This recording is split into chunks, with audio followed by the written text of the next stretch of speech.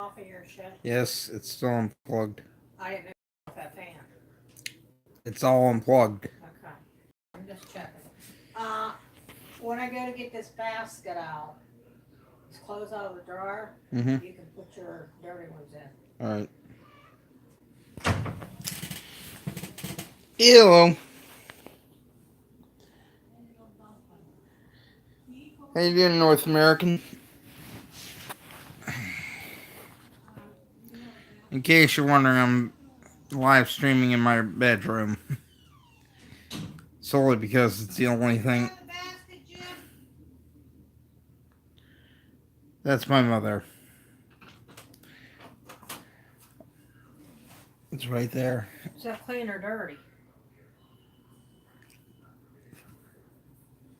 I'm live at the moment.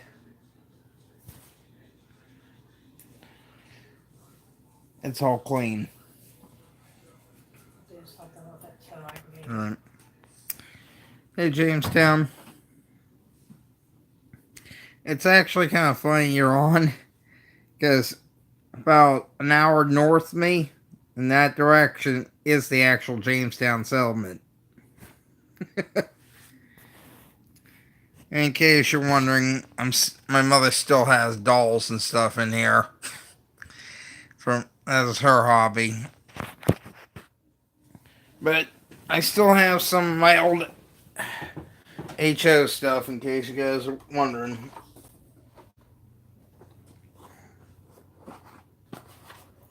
I too was one of the RAL box guys. That's not what's in the box. This is actually one of the engine trains that my late grandfather left me. Ugh. It's hard to believe he's been gone almost 5 years now. He died from stage 4 prostate cancer. If you guys get a chance, take a minute and pop over to River Valley and give Chuck a little bit of a motivation to keep him going. Because he's only got 3 treatments left of the radiation and chemo. Then after that, it's going to transition to other stuff.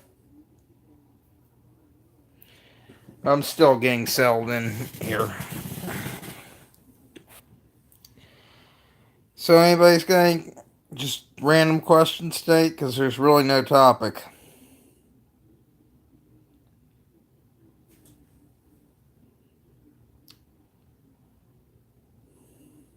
As far as the scratch building goes, I couldn't find all the parts. Sucks still getting used to the reorganizing thing.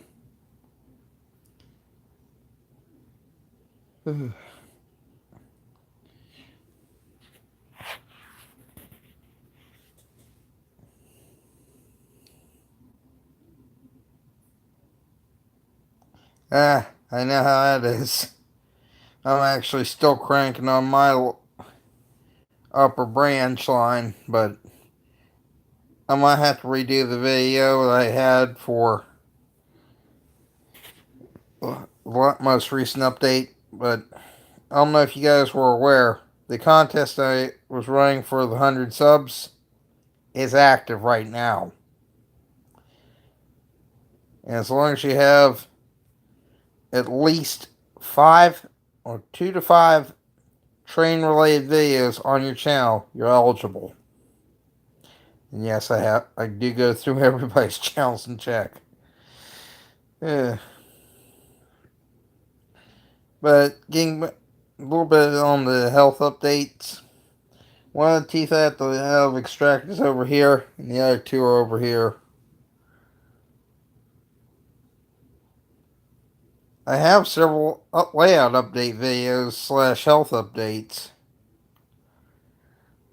Last video, I started off with the phone like this, and then I turned it, and it screwed it up, so I might have to redo that. But where I'm at is in Smithfield, Virginia, which is about 2 hours south of Richmond. Well, southeast, I should say. I'm actually closer towards Norfolk, Virginia, which is, from where I'm sitting, that way, as well as Hampton and a few others. But Newport News, Coal Docks, which is XCNO, which ironically you can still see the tags. Oh, I want to say that was like 2 or 3 nights ago. Well, yeah, you can post it in here even. Just say I'm in the comments down below. Or any of my other videos. As long as I see I'm in, you're automatically in for it. And I still have to buy the card, but it's for a $25 Amazon gift card. And the drawing will be as soon as I hit 100 subs. Well, 101. I gotta make sure I have that one extra just in case.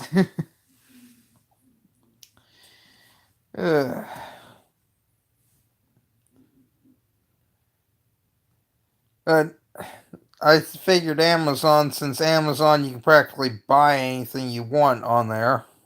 And heck, you can even buy, if you watch, you can sometimes pick up deals on there for locomotives and cars. And Wilmer from Indian Head Railroad, another channel you guys might want to check out. He's actually got a pretty good sized layout going. It appears to be about an 8x8, which in HO is a moderate sized layout. Heck, an 8 N scale, it's a massive layout. Oh boy, I know how it is. I'm all digital command. Hey, BNSF. Ouch. Sorry to hear that, North American. Ugh. My layout, the way I designed it, is like a semi-sectional design. Because I was moving back, back when I built it was way back in the beginning of 2012. The end of that year, my grandfather died.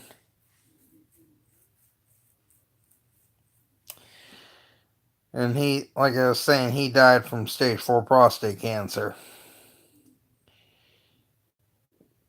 And ironically, about 3 years ago, that's when my grandmother died of a pulse heart attack. Now here's the crazy thing. Both 74 years old when they died. If they were alive today, my grandfather would be 80 and my grandmother would be 78.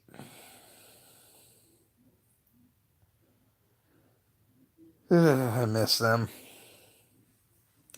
There again, I've done my share of crazy stuff since they passed. In fact, I did a few numbers. Thank heavens the FRA wasn't working that day, because I was doing an excursion run and we had no crap moment. Locomotives started picking up trash in the fuel system, namely algae. Oh yes, diesel fuels can run or have algae in their fuel tanks, which is not that uncommon, surprisingly. The fuel filters on most of those diesels, the one that we're running was an XGP9M, which was the chop nose version. It got running so slow, you could actually get out and walk faster than it was moving at full throttle. Well, when they the engineer called me back because I'm one of the mechanics that keep for the passenger train portion of things, asking if we had filters. I'm like, oh no, not these, not this size. We have them for a Perkins genset we have on board the train, but nothing that big. Fuel filters are about almost 4 foot tall on a diesel locomotive. And the crazy thing is, if you ever get a chance to look inside of one of these older EMD units, you'll notice a massive air dryer built into them.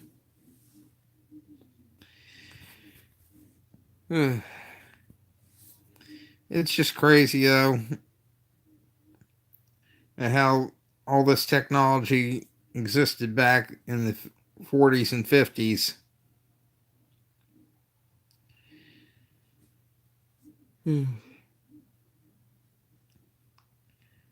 Welcome anybody else who's coming in.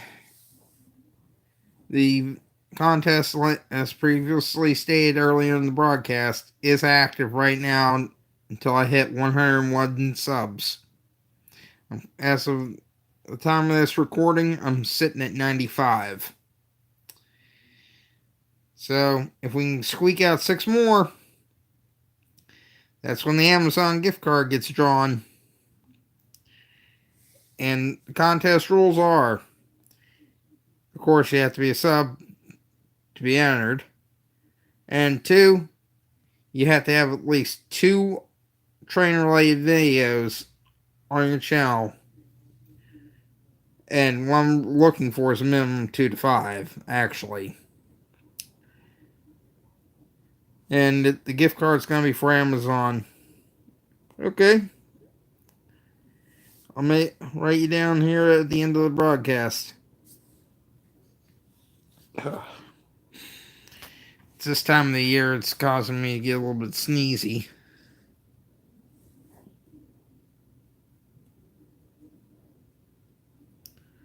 Alright, I'll write you down too, Jamestown.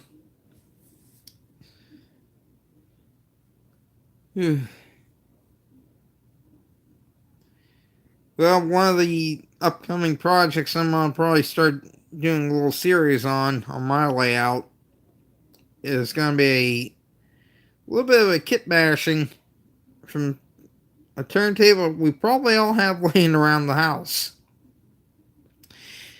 Oh, laying around in our train rooms. You're all probably familiar with the Atlas turntables, both the N and HO versions. Well, I got to thinking, and I've seen somebody do this in Malrairdr. Hello, Scrumptious. Anyway, the Atlas turntable, just a generic hand crank one we all probably had at least once. My plan is to take that and kit bash it with a Helljan / Concord turntable pit, which that kit has practically been around the block so many times. It's not even funny. But what I want to do is basically take the Atlas turntable and put it on the bottom. It gives you both indexing, which allows you to put the tracks in predetermined spots. And then on top of that, I'm going to have the Concord turntable pit with a pipe sticking up and running the wires feeding down to it. Then solder those to the Atlas turntable bridge. That way I can have both. And the funny thing is, I've actually got Malrairdr magazines dating back around the time before the time I was born, clear back to the 30s, surprisingly, that show all this. Hey, Mike. Nice to see you on board. I was just talking about the turntable project I'm going to be doing, along with a scratch-built roundhouse. I'm trying to get the roundhouse and all that built before winter. But where I live at, about the only thing I have to really worry about is snow drifts. So I'm basically out in the middle of a field with high voltage power lines, which run physically right behind me here. They're only 70,000 volt. But as far as the previous video I posted about the train show going on down here in Virginia Beach, I plan on being down there for that show both days. And this is October 13th and 14th at Virginia Beach Pavilion. I don't know if any of you guys are near close enough to make it to that show, but it's a Taiwan division.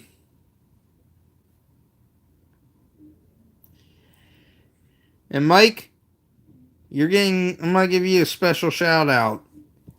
If you guys haven't had a chance to check Mike Thompson's channel out, go check it out. He's got the beginnings of what could be a very good railroad.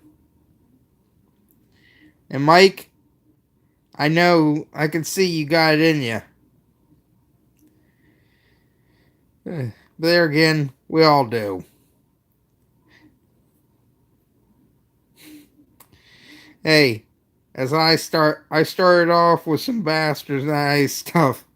And sorry, I do cuss. I try to keep it PG as often as I can. But I'll tell you, we all have to start from somewhere. And like I keep saying, don't be afraid if something doesn't look right, don't be afraid to rip it out and redo it. I've done it myself. In fact, I just ripped out about almost 6 feet of foam board because of a little nasty mold issue from a leak I just discovered. Life of a mile railroader. We all know how it can be. It seems like you never get things done.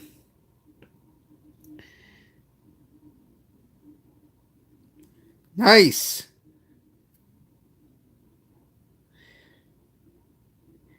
You got a good score there, Scrumptious. Do they all run? That's the next question. But there again, having parts engines is not a bad thing. I've got at least 3 of them right now that I'm actually trying to locate gear towers. Well, scrapyard.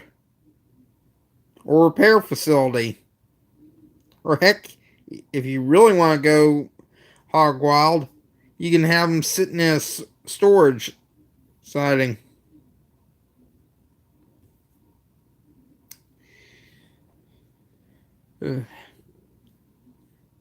And I don't know if you guys are familiar with Mike from...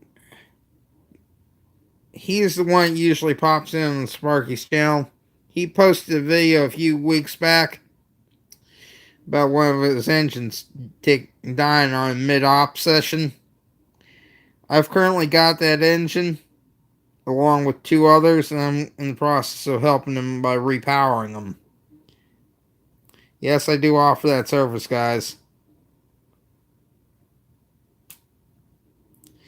Yeah, surprisingly, most of these model trains that you find at these stores, you can use, especially the ones that are quote-unquote dead.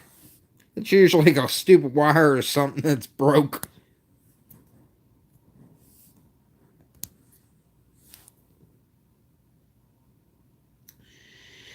I have to do a complete overhaul on the wiring, as well as putting new motors in a few of them. 2 of them are Athearn.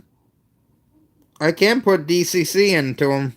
You just supply the chip, And I got the stuff here to program. Yep, that's usually all it takes is one misplaced wire in Short Circuit City. But as far as what I'm working on, I've actually got quite a few N-scale engines myself that I have to get to, but I gotta get my health fix first. I'm going through. I mean, overall, my health is in good shape. Yeah, I'm about maybe 60 pounds over, but for my build, I'm not worrying about it. Yeah, I'd like to hit under 200, but you know what?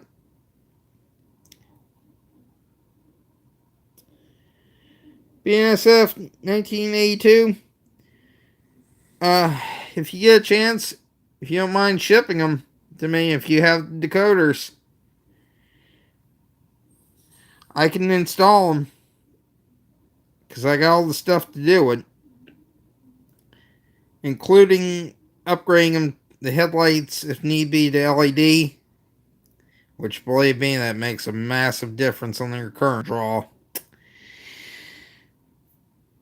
Yeah, I actually have started getting heavy into the electronics end of building circuitry. In fact, I got perf board and all that stuff sitting out there right now, as well as PC board for ties. Oh, coupler changes are easy. Personally, though, my preference, buy them out all the way.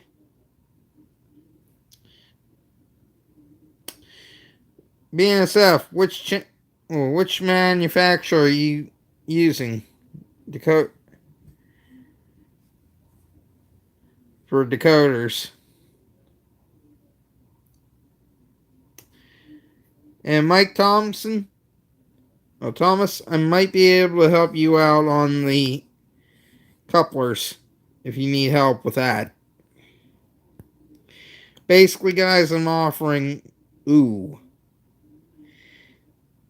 they might be. You might want to check. Soundtracks does have new drop-in boards, but to be quite honest, for what I've been seeing recently and hearing recently, Soundtracks is not the way to go. Lock Sound seems to be the way to go. It's a lot clearer audio and a lot crisper sound. TGS Multimedia, that's another YouTube channel I follow. He actually just did a video on an SD9. I have, in fact, the engine that my channel got its name from was a Southern Railway GP9. Originally, if I can remember the railroad, it's the same railroad that originally ran the Rat Hole subdivision of the Southern. Which, how the subdivision got its name, it was miles and miles and miles and miles of railroad of tunnels.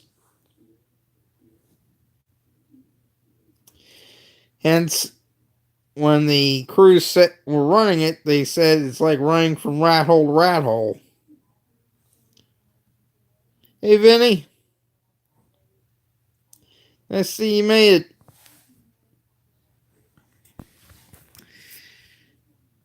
Mike Thompson is another N-scaler we just found out.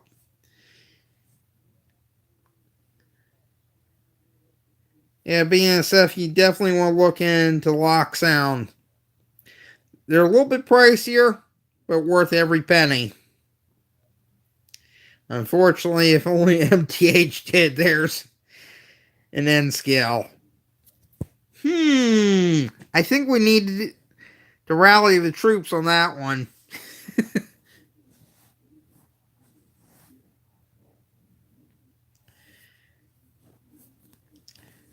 But there again, let's leave the 800-pound grill out of the picture. We got Kato, Fox Valley, and all the other good companies, which surprisingly Broadway is really shocking us all. especially with that new T1 that they just released. The engine's a beautiful engine. Which, ironically, there's one being built as we speak. They're about 50% done with the boiler, which is physically the key to everything. Because once they get the boiler and the boiler certificate, the rest is just a piece of cake. Which, I don't know if you guys have been keeping up with the CNO 1309 project at the Western Maryland Scenic Railroad is working on. As of about a week and a half ago, they posted they finally got the boiler certificate, FRA boiler certificate for that engine. It passed.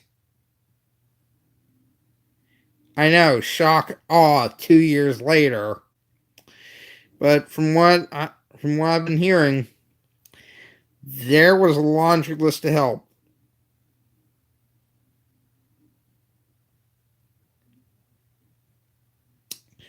There's actually a laundry list of them out there, man.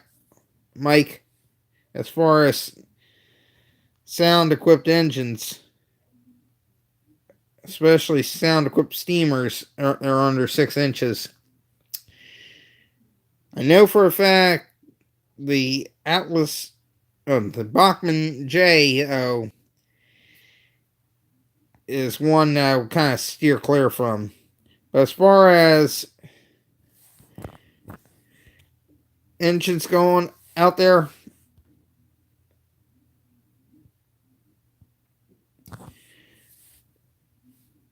I'd say to look into the newer runs of the not Broadway, but Bachmann Spectrum line or DCC equipped N-scale engines. Especially if they're on their second or third generation run. Usually after about the third generation, they got most of the bugs shaken out of them. One good engine I'll highly recommend to anybody buying from the Bachmann Spectrum line is their 44 tonner in N-scale. It's a good little running engine. The only thing is, it's a bit of an oddball from all of us that we're all used to seeing. I don't know if you guys knew this or not, but it turns out they actually have an AC inductance motor in them.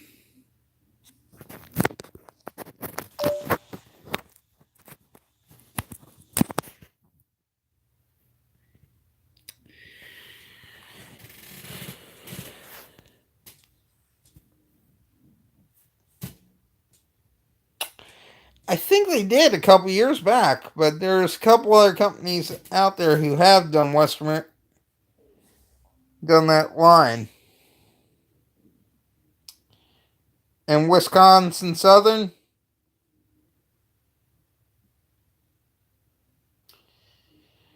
I want to say Atlas did a couple of those.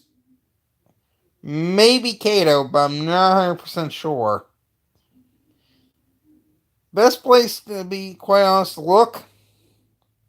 And I don't know how many of you guys have Facebook. But look on the seller groups on there. You'd be surprised what you can find. Heck, I picked up 50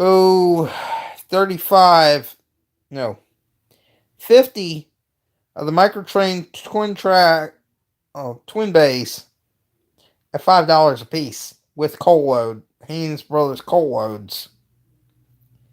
Which the Hayes Brothers, yeah, they are pricey. There's a little trick to it. And in an upcoming video, I'm going to make molds of all these coal loads and show you. And don't know what happened there. Phone froze for a moment. But getting back to what I was saying, I'm going to go ahead and do a stream, or probably not a stream, but a video on how to take a Hayes Brothers coal load, or whatever you want to mold for that matter, make a mold and make duplicates of. Which, let's face it, and I think Vinny can agree with me on this. Window castings are not cheap, especially when you need 200 or 300 of the same one. And Vinny probably knows just as well as I do how easy it is to cast them in resin. In fact, it's the way I'm gonna have to go. Unfortunately, I'm gonna have to stick with Lumelite. That's all I can financially afford right now. Hopefully, that changes in the next 6 months. But as far as additional projects I'm going to be working on, in the videos I've been dropping hints on it, but I think this fall, my building project, actually I'm seriously gotta iron up the 3D printer idea, but first I have to get a computer. I have one, but my ex kind of destroyed it. Yeah, I'm still going through that hell. Guys, just word warning, never rush into a marriage. I was with the girl for a year. Biggest mistake of my life because I didn't realize what level crazy I was getting involved with. There again, we all have to like our wives to a certain degree. There again, we all have to be certain crazy to live here in the United States anyway. Especially with all this crazy crap going on. That's why I'm living out in the sticks. A lot lower drama factor here.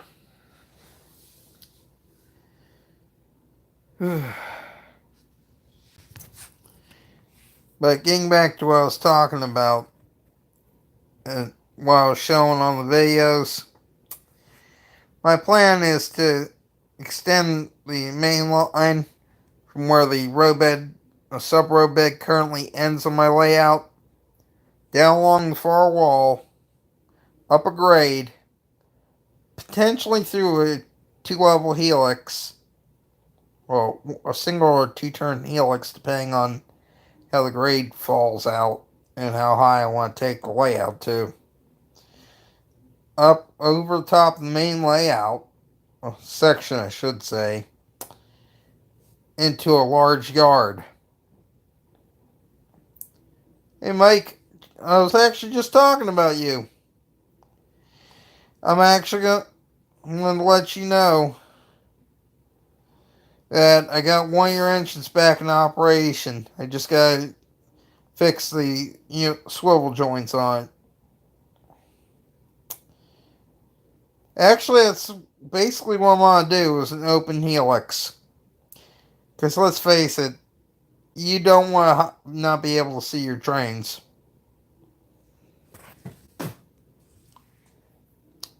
Sorry, I hadn't had barbecue tonight and still getting little bones out of my mouth. Yeah, there's quite a few other YouTubers who haven't, but I've also got a Helix in storage currently. Alright, Scrumptious, talk to you later, man. Good luck on getting those trains fixed. Ugh. But as far as the couplers I've been using have all been bi-mounts. Yeah, Vin, you rarely show yours. That'd be kind of a cool thing to see tomorrow night during your live stream. Kind of curious on how you did yours. I did mine the old school way, with blocks and plywood. The biggest pain is getting that initial grade started. I don't have Wi-Fi out to that area right now, and my phone's currently at 6%, so we might have to cut this at just over 40 minutes long. And I really don't want to go through losing data.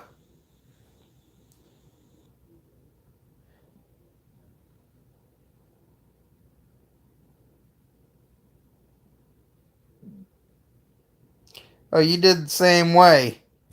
And you know the headache. But there again, mine's kind of on the small side. Mine's only about like 23 inches wide by about maybe, if I'm lucky, about 38 inches wide. Yeah, I had a little bit of an oddball way of doing it. Hey, I was just working with what I had. And it worked. That's what counts. But as far as what I'm using for the bus feeds and such on mine, I'm only using 18 gauge wire, but there again, you see, if you think about it, I got 1310 down one side, 10 foot across the back, and then I want to say about 10 foot 4, because I'm going to leave the front side on that side layout open for a workbench. That way I can keep all my coupler tools and everything in one spot. Cool. It's a cool idea setup there, Vinny. What I'm planning on doing is like I said, just start as soon as I get this edition I'm working currently on running. Which, the way things are looking, I should be able to reach it before my surgery.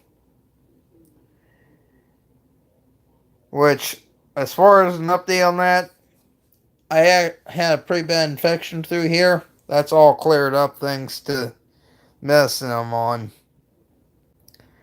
The only drawback is I can't work out in this damn heat, which I've been having 90-degree temperature days here. But with the heat index, your fit pushes about 110 or higher. Actually, Mike, surprisingly, you can buy kits now for the helixes. They're not that difficult to do. And as far as figuring out that lower grade, what I recommend people do, I think Vinny would probably agree with me on this as far as making it easy, is using of all brands, Woodland Scenics incline sets as your starters. And once you get transitioned up, just take a 1x4. The height of a 1x4 works out perfectly for separation between decks, although you can cut it down to about 3 inches, or 2.5 to 3 inches. But I went to 4 inches for one simple reason. If something derailed, how in the world are you going to get in there and re-rail it? You need the extra clearance to get your hand in there to re-rail the car. Which I was smart. On every turn of mine, I put a re-rail ramp. Ooh.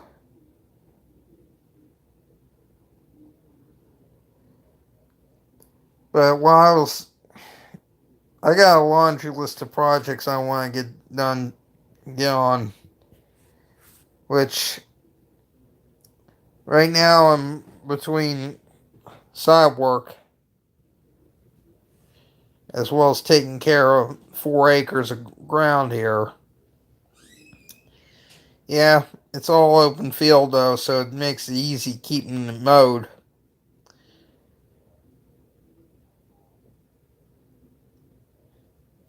Well, Vinny has a little bit easier. His is dry heat.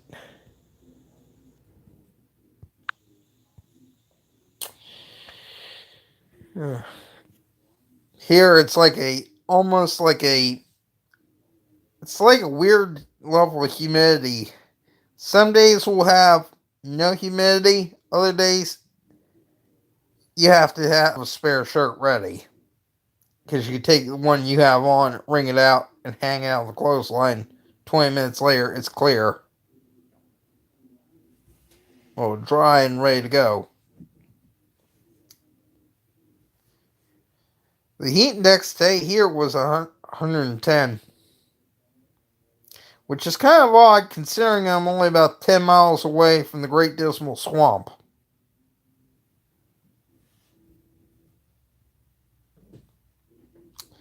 Yeah, that's the way it can be here.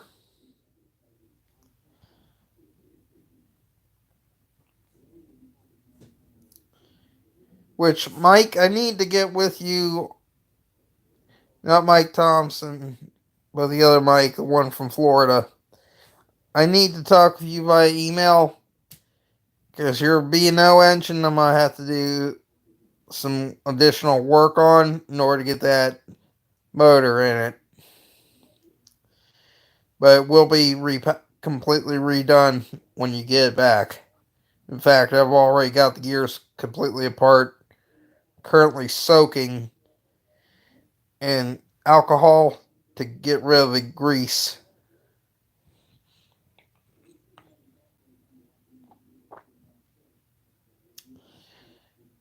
And other grime that built up in the gears. But when I get done, your engines will be coming back to you like factory new condition.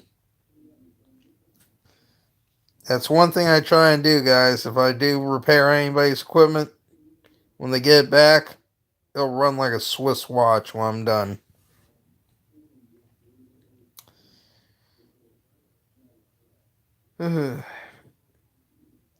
As far as getting back with the contest again, we will be posting.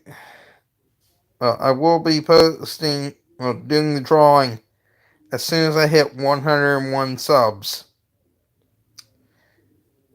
I want that one extra sub just in case. But the drawing is going to be for a $25 Amazon gift card. The main rule I have for this contest, you must have minimum 2 train-related videos. It could be Minecraft, it could be anything. As long as it's train-related on your channel, you're eligible. And I don't know if you guys are keeping up with River Valley, Chuck Baker. Go and watch this latest video. He's only got 3 more treatments to go.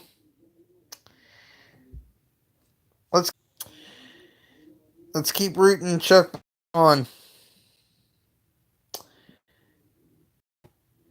Mike, as far as on your engine, I'm going to have to do some hole filling on that frame, on that B&O one, and then go through the real fun part of drilling and mounting that motor. I still have all the hardware for it. And the other 2 engines, I've got parts on order. It's just going to take a little additional time to get back to you, but you will have at least one to finish your op session. And if worse comes to worse, I'll send you a loaner. A Bachmann DCC equipped switcher, Alco RS3 switcher in Southern paint down to you, so you can at least get your op session done. It'll be a loaner unit from my railroad, from my HO days, which, as I started showing earlier, I do have one of the original HO trains that my late grandfather left to me.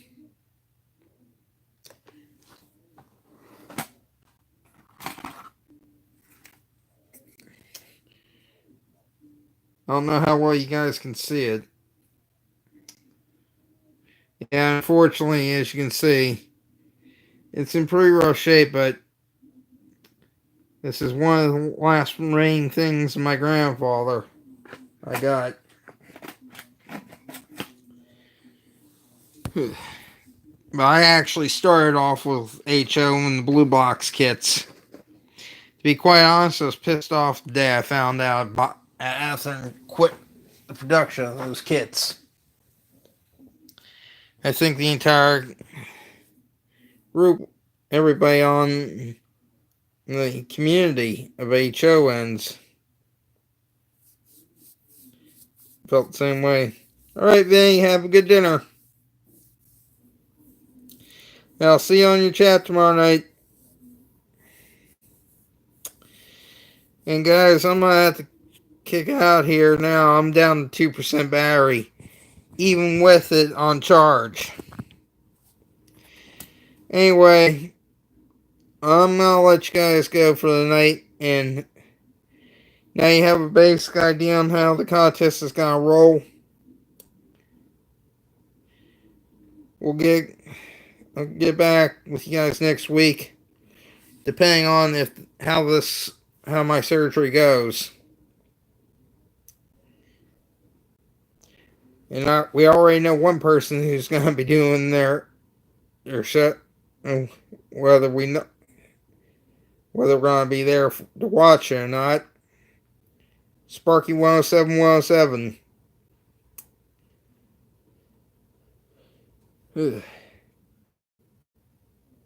Anyway, guys, have a good night and have a good fun one. Keep on mall railroading.